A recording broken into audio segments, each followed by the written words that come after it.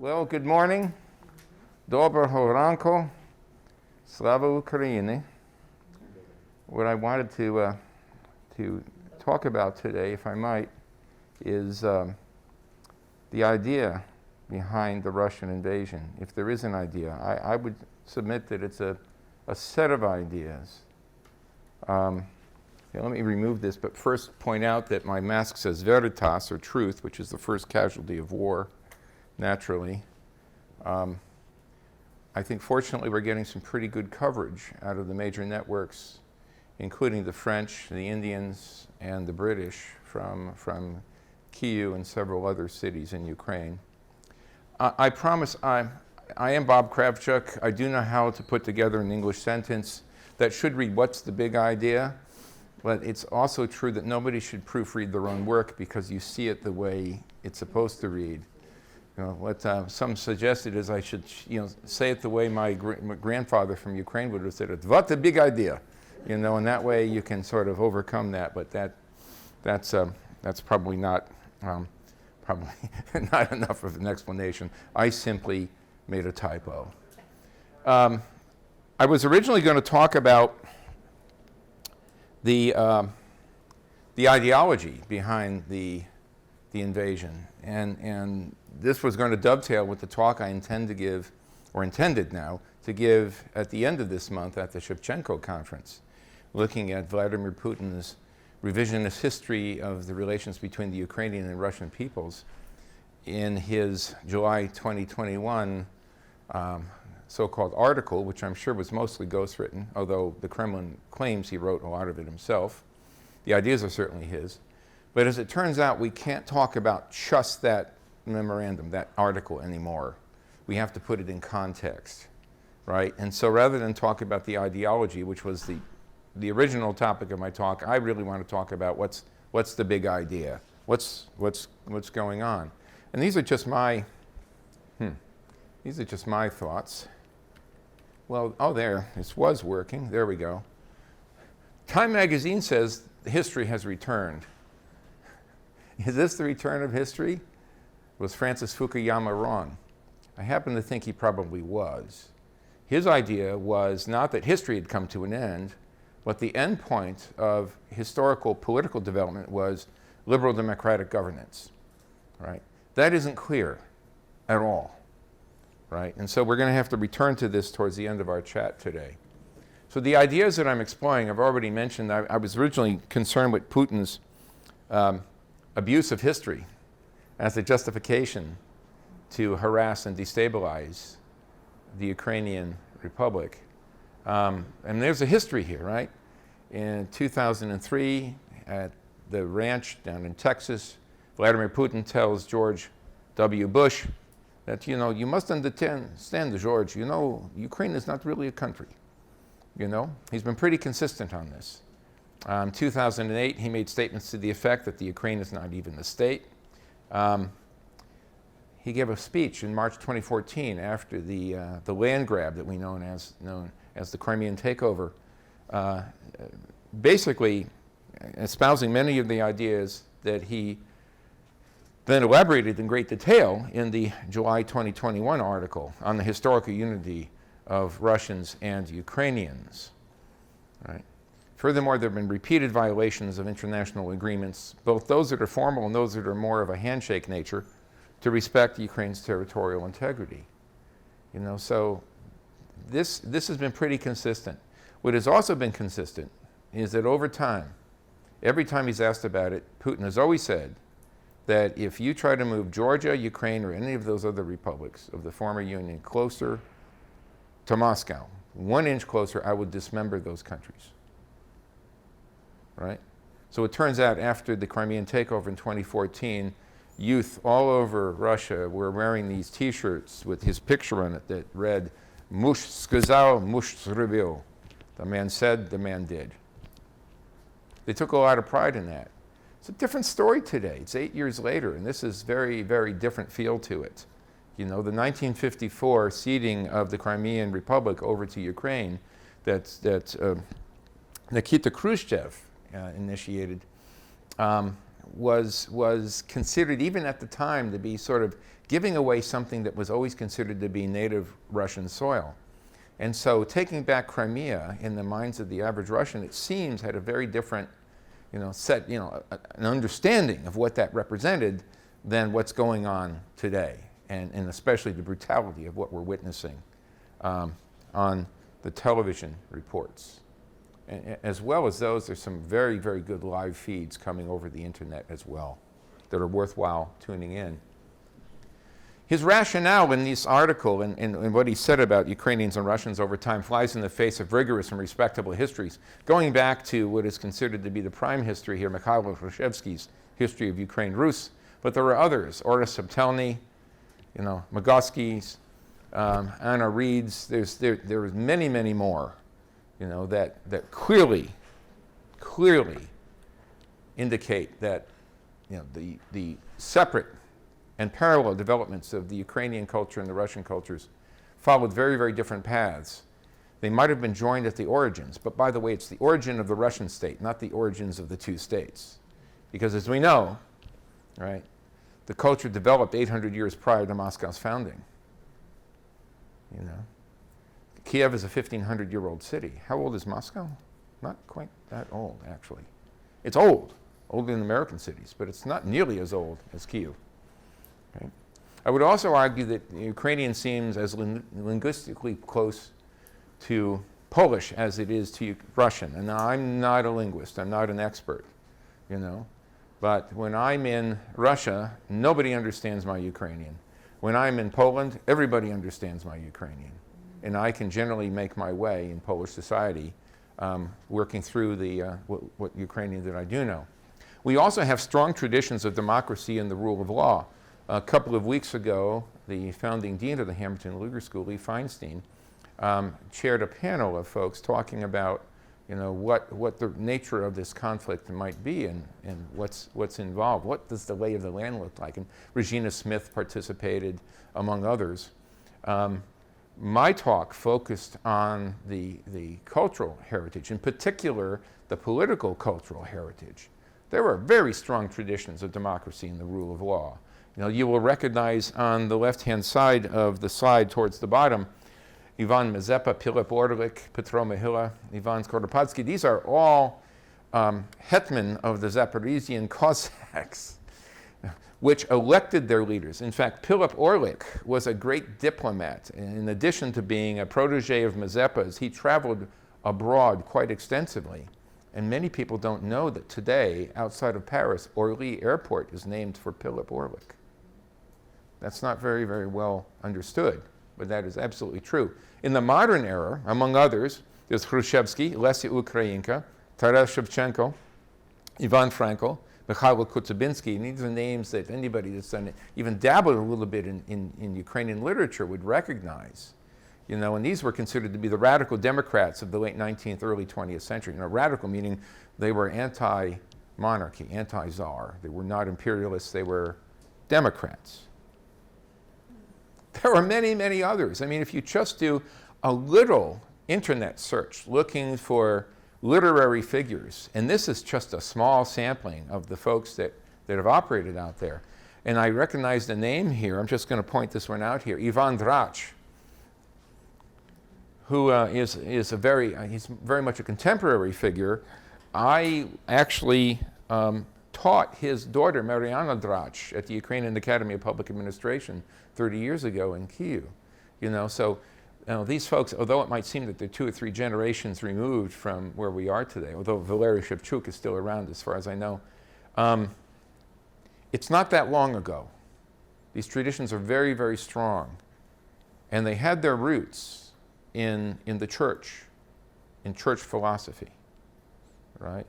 Among others, many of the political writers in contemporary Ukraine, now contemporary, I'm talking about the modern period going back to around the 18th century, working their way up to the present moment, actually looked to figures such as Thomas Aquinas, Albertus Magnus, St. Augustine for inspiration on democracy, the rights of man, the rule of law, And the notion of liberty as opposed to freedom, liberty being freedom under the law. There can be no true freedom without law, and they understood this, right?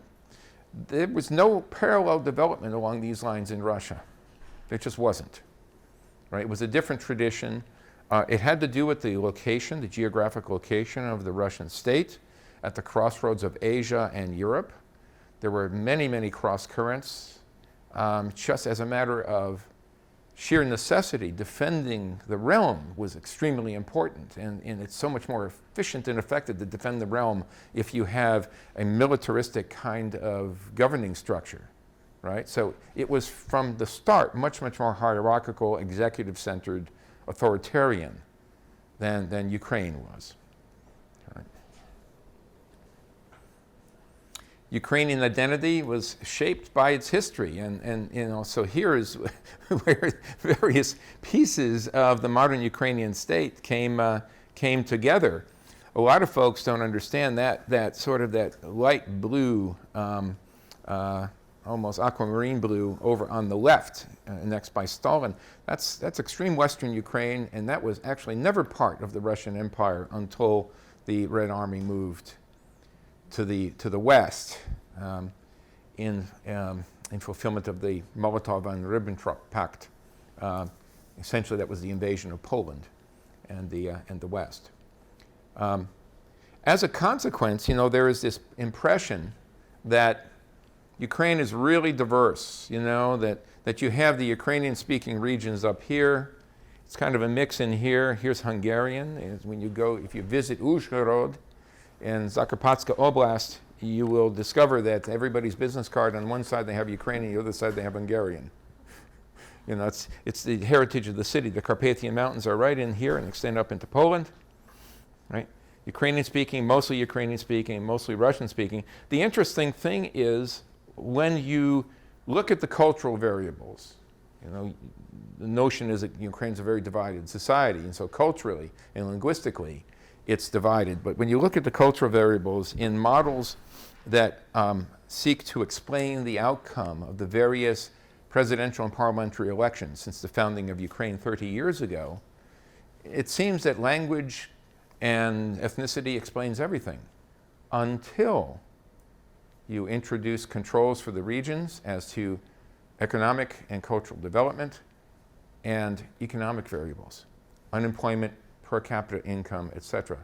At that point, in the large econometric models, the significance of language and culture drops out, and nearly everything is explained by the economic variables. Well, this is something we can understand. It's called retrospective voting. We do it here in the States. They do it in Europe as well. People know their interests and they vote their pocketbook. And the Ukrainians are no different, as it turns out. And so there's I think from an econometric standpoint anyway, there's an unfortunate overlay, you know, linguistic and cultural and ethnic. But it just so happens, by the way, I will also point this out, the mostly Russian-speaking eastern part of the country is not only the most industrially developed part of the country, it's also highly agriculturally developed as well.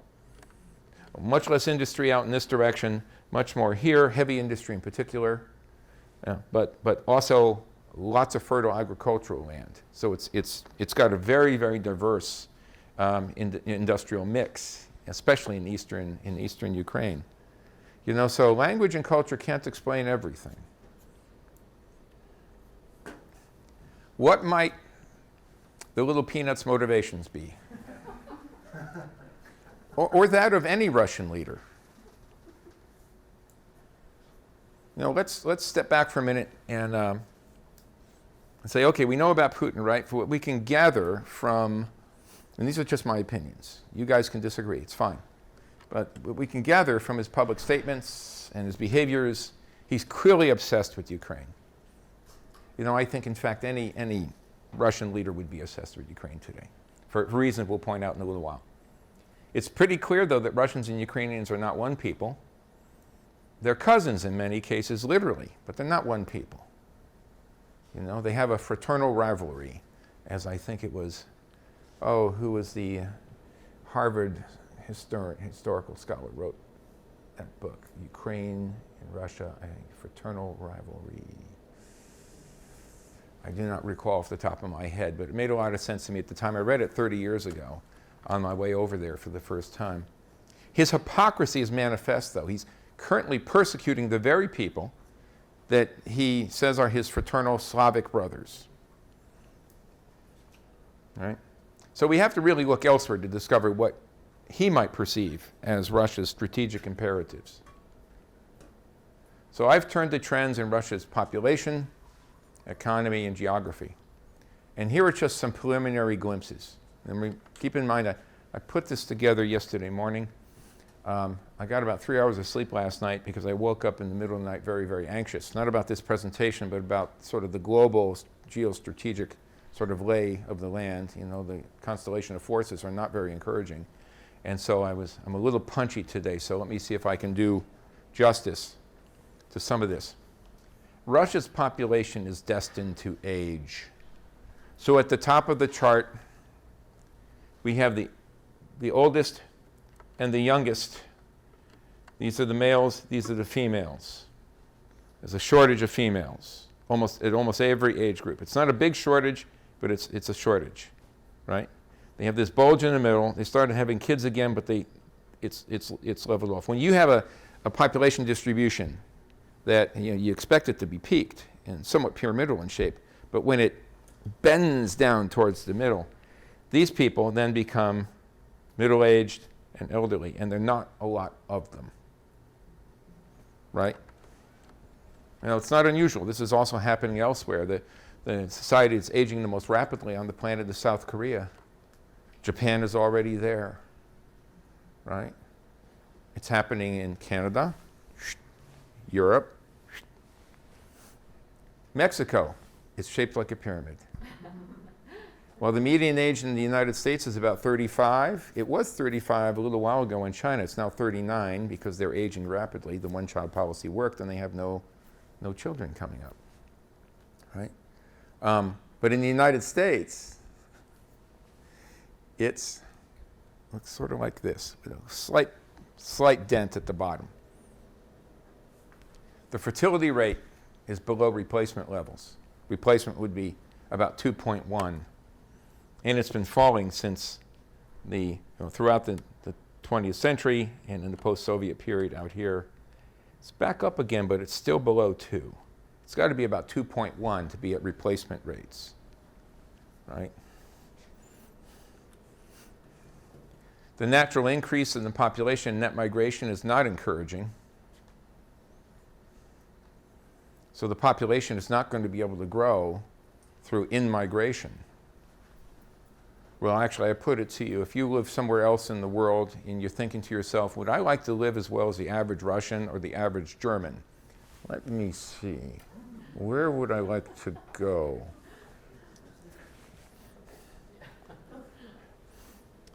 Here's Europe. There's Russia on the left and Europe, excluding Russia. You can see they have a similar problem. Why is it a problem? Maybe I should spend a moment just mentioning why this is an issue. Aggregate demand will fall. Maintaining a standard of living is not possible in the face of falling aggregate demand, right? On top of that, prices will fall. Now, you and I would say, gee, that's a great thing. But when the prices are falling for everybody, and everybody knows if they delay purchases long enough to get a lower price, everybody stops buying. European society, as well as American society, is 3/4 retail. That's our economies. If everybody stops buying, everybody stops working. The economy goes into a tailspin, right? If people thought overpopulation was a curse, this is worse. And I mean that with sincerity. Here's the US. Not as bad. Okay. Especially not so bad when you consider, once again, the Mexican population is a pyramid. The average age is still in the teenage years. That's a labor force we can work with. And they're right next door. And they want to work, you know? There's ways that we're going to be able to work with Mexico to backfill the labor supply that we are going to lack to some extent in the future. Now let's compare Texas and Russia. And I know you guys probably don't like comparing Texas to much of anything. And almost any statistic you can imagine, you know, Texas and then the US average, you know, there's the US and Texas is an outlier way the heck over there. The population is 29 million compared to Russia's 144 million, that's 2018 data. The gross domestic product for Texas is 1.7 trillion. For Russia, it's 1.28 trillion. The per capita GDP in Texas was about $58,000 at the time. It's $8,700 in Russia, right? Economically, it's not competitive. There's a lot of reasons for that, most important of which is that the industrial mix in Russia does not favor high value-added industry, well-paying jobs, right? It's mostly extractive energy industry. It's subject to world commodity price fluctuations. It's low value-added. It doesn't take a lot of skill, right? You drive the price of a barrel of oil below $50, and the Russian state budget suffers tremendously, right? It's hitting about $100 a barrel at the moment. That is not a way to hurt Vladimir Putin. Driving the cost of a barrel of oil down would be. But what does that mean for the United States? Drill, baby, drill. And it runs against, right, the environmental sort of trends in this country, the way that our sensibilities are trending in the US, right? So we clearly have to make some domestic policy choices in order to enhance our abilities to affect international affairs going forward. This is the post-Soviet Russian economy. You know, under Yeltsin, it started out being about the size of Portugal's economy, and this is with a fraction of the population that, you know, Portugal has. You know, and you look at that rapid rise after the 1998 financial crisis under Vladimir Putin. When you're starting from such a low base, and by the way, this is the echo from the collapse of the USSR. It's still collapsing here. When you're starting from such a low base, you're going to be able to grow your economy at rates faster than the rate of growth of world GDP until you reach a certain plateau. And this is because ecological forces are going to press down on you. I mean, this is going to be true of China as well. If you continue to grow at rates faster than the world economy, then logically you would grow to be larger than the economy that you're part of. China's a part of the global economy. It can't become larger than the economy that it's part. It's logically impossible, right? So what's a more normal growth rate? Well, what's the growth rate of the global economy? 3%? That's what's in the future. So people thought Putin did a really good job in this period of time, you know, and the economic record isn't bad. Medvedev had a 5-year interview for president, and he failed, so he won't be back. Then Putin comes back. Medvedev, of course, was a placeholder during this time. Well, what's happened since then? Well, a lot of fluctuation, but if we take the averages for a couple of periods here, we can see that GDP growth has been trending downwards. It's going to continue to fluctuate, but it's trending downward. So what it means is that the Russian state, the government in Moscow, cannot promise its people economic growth and prosperity. It's a big problem. So what about the energy sector? For 20 years, the Russian energy sector, we've known they have not been able to sustain long-term economic growth for the country as a whole. It's not enough. It just isn't. You know, people talk about the Russian state as being an energy superpower. Well, it's not really a superpower. It's like an energy giant with clay feet, right? It's highly vulnerable in its own energy sector. Its own domestic energy portfolio doesn't contain a lot of renewable sources. The economy and the budget are highly sensitive to world energy prices. We've already mentioned that. What else? Oil production peaked in 2014 and has been in decline since then. It fluctuates around an average, but the long-term trend is downwards. Okay. The government controls the energy sector. It's highly political. very personalistic, you know, a personal kind of politics, in other words. The International Energy Agency estimated that $550 to $700 billion of new investment was needed by 2020. This was $7 billion a year more than the $2 billion it actually spent, right? Domestic lenders could not provide this capital. And the Russian government does not really embrace foreign participation unless it's minority participation. You know, so Shell will have a 20% share in the national oil company. You know, BP will have a 30% share in you know, Gazprom, this kind of thing, but not more, nowhere near a controlling interest, right? He holds that very, very close. In order to develop new fields, Moscow's going to have to release its hold on the energy sector. That's pure and simple. It hasn't been doing that. In fact, you may be surprised, they haven't opened up a new gas field since 1991. The United States outproduces Russia in gas production, natural gas. But we have a small fraction of the proven reserves they have. But even if they launched a full court press, in other words, an intensive process of investment in their gas fields, it would take them 20 years to get to the stage where they could match the United States. Very short-term oriented, right? That long-term orientation hasn't been there. In my estimation, I think that most Russian businesses, the big business in particular, don't understand what investment is, truly. To them, it's tantamount to speculation. They want a quick buck, a quick turnaround. The highest return investments are the ones where you're able to commit your funds for a very long period of time. That requires a stable government, a stable set of laws, a stable set of understandings, no rapid policy shifts, you know. Policy uncertainty it militates greatly against investment, right? Gazprom itself is inefficient, to say the least.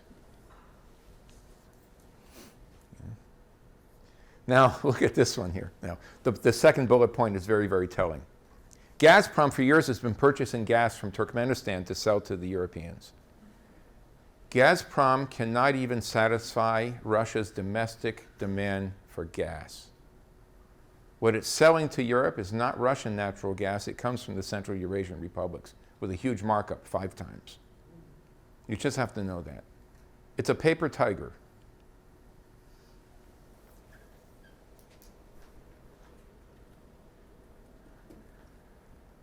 I think I've already pretty much talked about this. The third bullet point in particular I haven't mentioned yet. This is a perverse development. Gazprom is investing billions of dollars in non-gas sector assets at rates that exceed its investment in natural gas. It's that short-term mentality. Where's it going? Derivative securities, highly speculative financial instruments, currency manipulation, currency futures. So I mentioned it has feet of clay. I love this quotation here. Far from emerging as an energy superpower, Russia is instead emerging as an energy giant standing on feet of clay. In fact, energy supplies could prove to be Russia's Achilles heel. Right? Long on talk, short on delivery. Let's talk about geography. Primary attention has been focused on its neighbors, which it calls the near abroad, and in particular the NATO countries beyond that. I love this picture.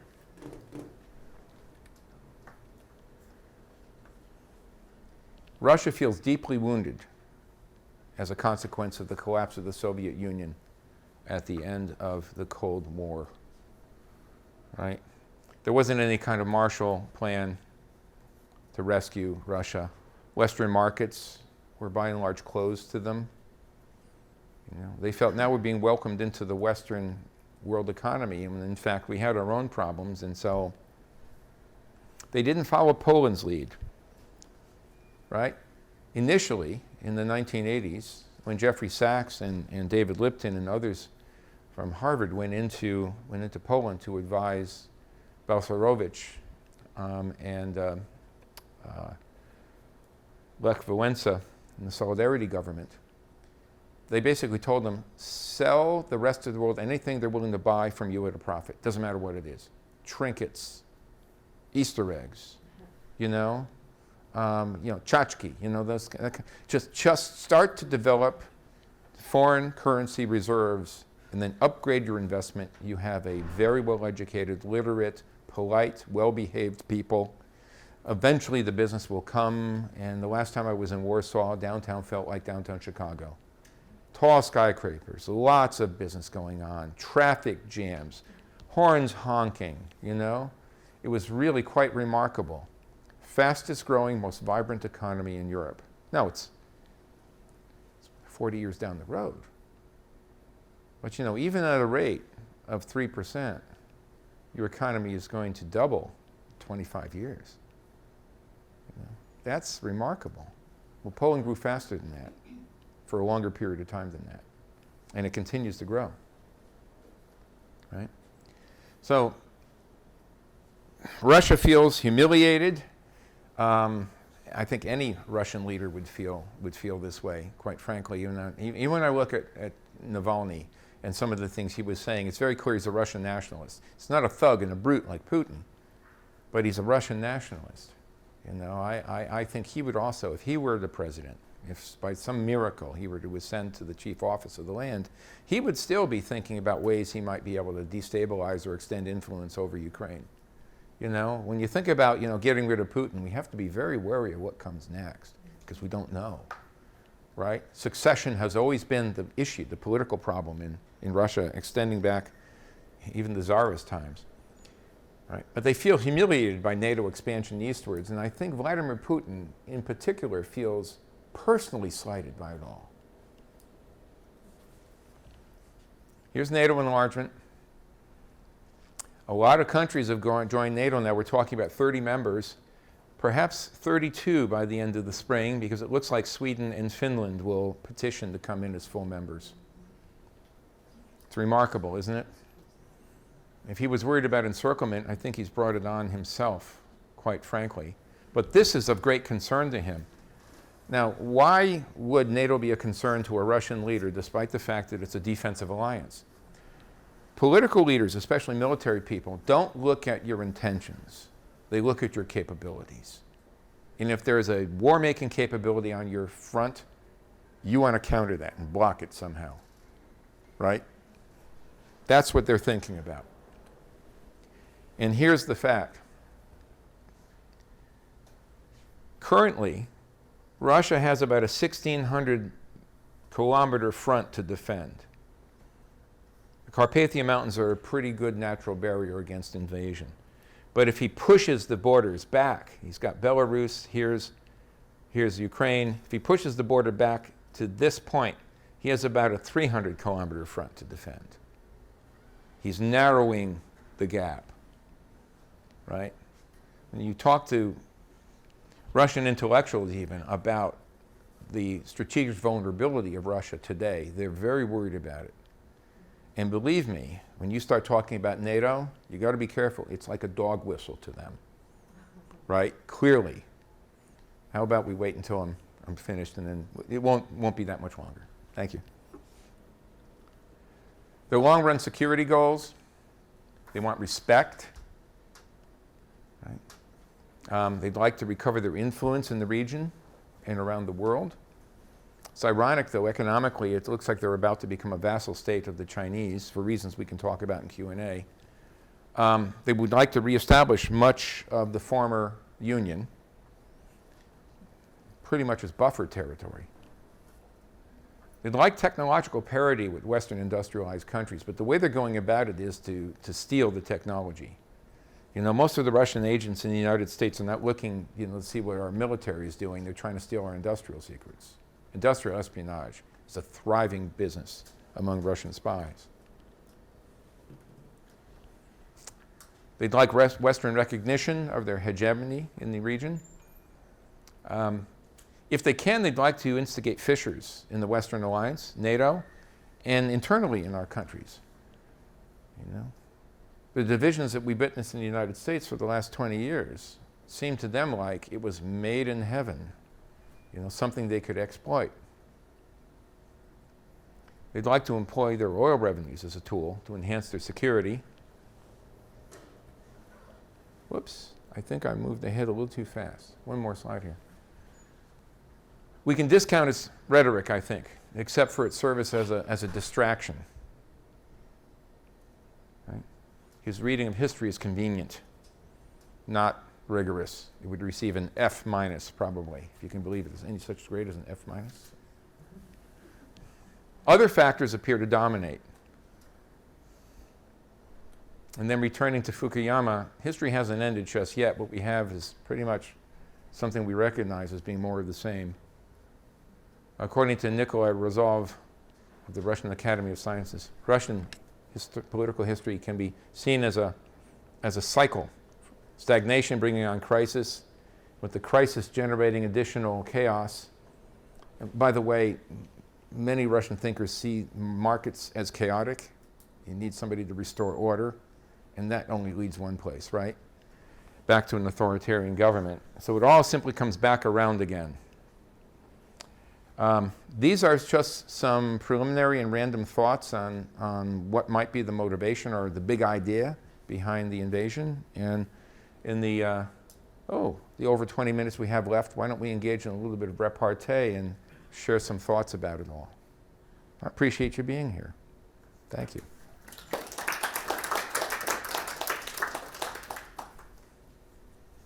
There was a question. Yeah, I was writing down another one. Mm-hmm. So making the border to defend from 1,600 kilometers to 300 kilometers, Mm-hmm. is that, how real of a concern is that? Because, aside from right now, is invasion ever really a concern in the modern times, or is it just something that war? Well, it was 80 years ago, 90 years ago. They're thinking about what's going to come next. If I were to characterize Putin's sort of personal attitude at the moment, it's pretty clear he doesn't care about human life. I don't think he cares about the sanctions, doesn't care about the money. He's thinking about his place in history. He would like to be known as the man that restored the former Union. I don't think he's going to succeed. He may very well have been the man that lit the match that ignited a global conflict. I hope not. But because big wars start from small conflicts, we have to be very careful. The next 90 days are really critical in the way that the Western powers manage the relationship here. I would seriously be hoping that, up and down the chain of command in the American side and the Russian side, there were conversations, backdoor conversation, back channels taking place between the political, military, and economic elites about, hey, this isn't working out for any of us. And as far as I'm concerned, the only winners in the end may very well be to Russia's east. Penn. Can you speak more to that in terms of China as the wild card? Mm-hmm. Expressed that China is should be becoming a kind of a puppet to China, and I'd like your take on that.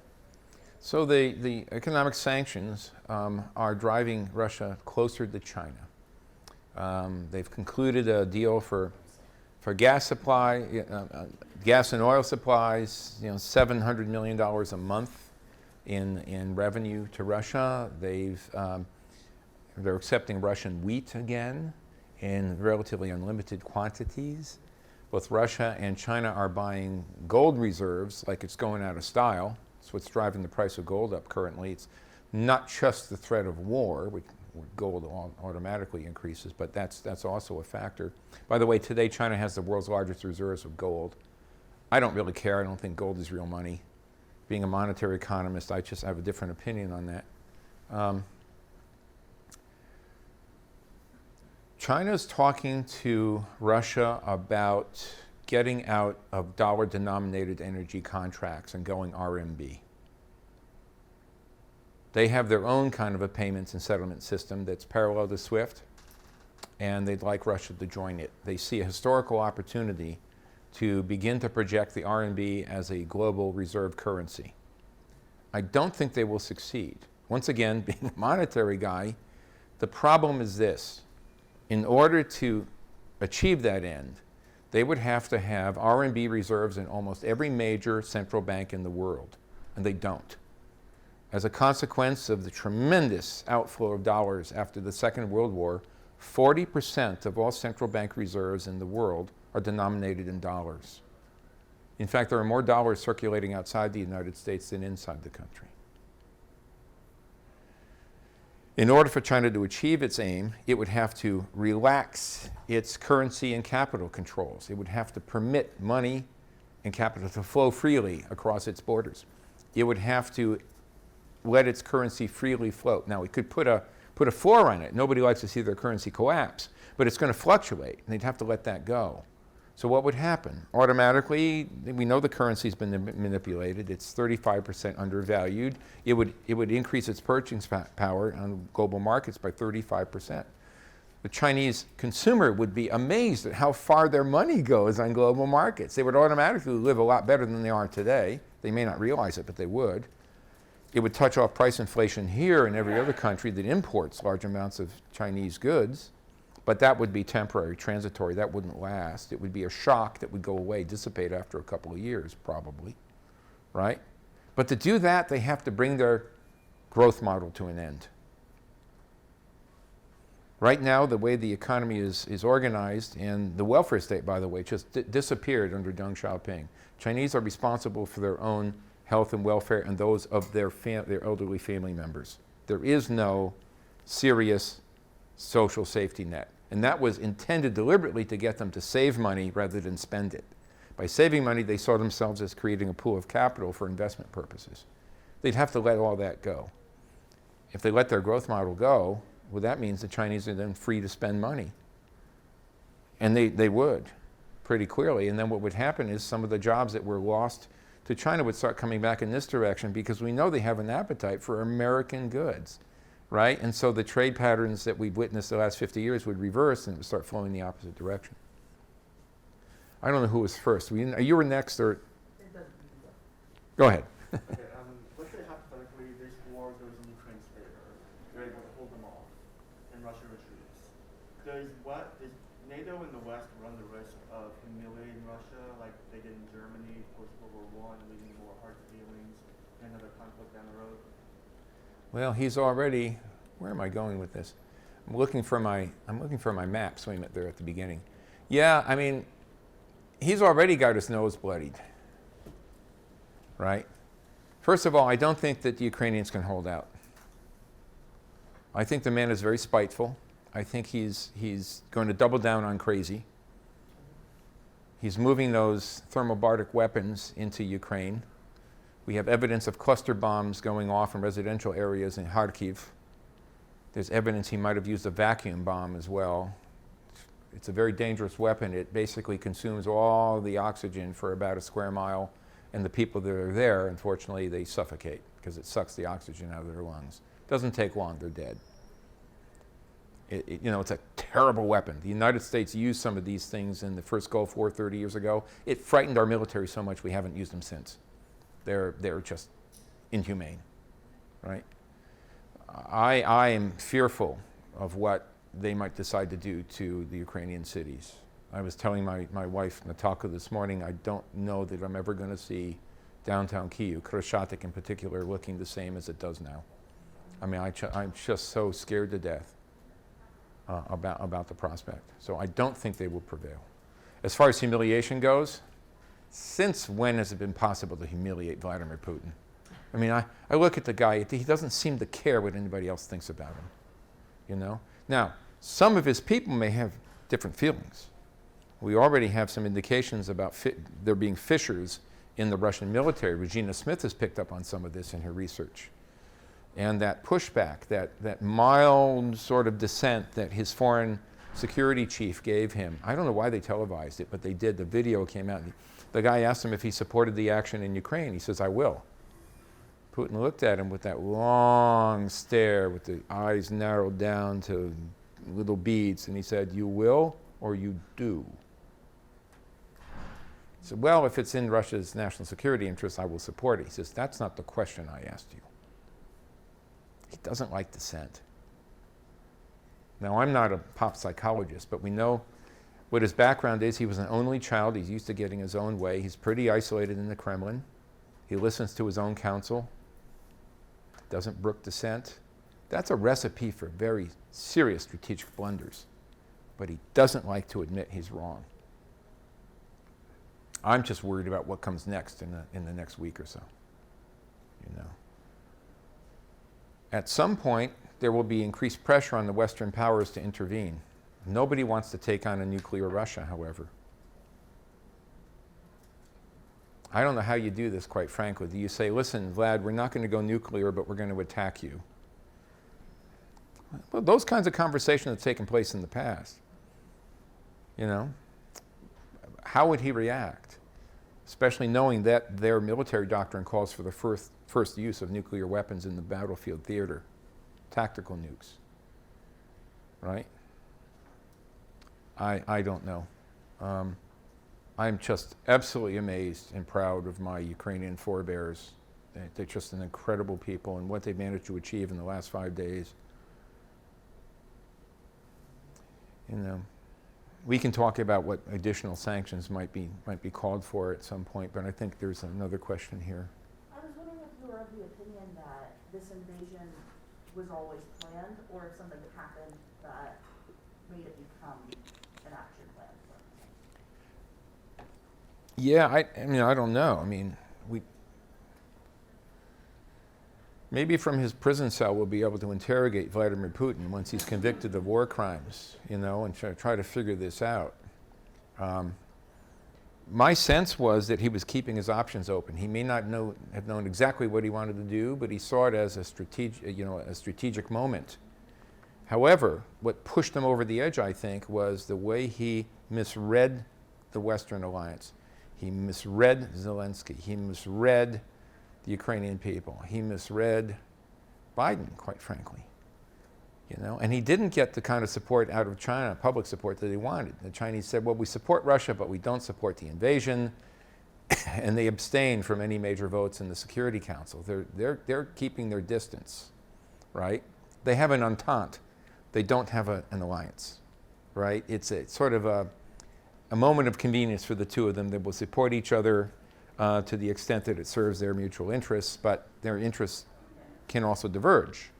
For instance, the Chinese have a historical claim on Vladivostok. The Russians took that region from China, I don't know, 100, 200 years ago. I'm not sure of the history there, but they have a claim on it. That long border between China and Russia is very, very permeable, right? So it's not. It also becomes actually quite attractive when you think about the global warming is going to soften up the tundra, and all of a sudden those rich mineral deposits in Siberia become accessible to extraction. That's going to be up for grabs, you know. So it's not clear how this will all play out in the long game, but you know, in the short run. My hat's off to the Ukrainians for doing as well as they've been doing. Yes, so you had another question. Yeah, so I had another one, but I forgot it. But so the whole idea of Russia is an aging population, Ukraine isn't aging as much. Great if Russia takes over Ukraine and occupies it, and Ukraine becomes part of Russia. I feel like a lot of Ukrainians won't necessarily want to live there, and I mean, we've seen that with refugees leaving Ukraine. So, like, what's the people will just leave? Yeah, right? I don't know that I said Ukraine isn't an aging population. It's shrinking. It has been. So is the Russian population, by the way, shrinking. A lot of outmigration. I don't know how many of the 500,000 people that have left so far will ever go back, but you know, the outmigration isn't over. Estimates are that if Putin begins to carpet bomb the cities, and then he tries to foment a refugee crisis in western Ukraine by launching missile attacks on some of the western Ukrainian cities, Lviv, Ivano-Frankivsk, you know, Ternopil. this could be a big problem for Western countries. So the estimate now the UNHCR is saying as many as 4 to 5 million Ukrainians will leave. That's more than a tenth of the population, you know? I mean, it could come to that. I think the Western powers are already bracing themselves for that.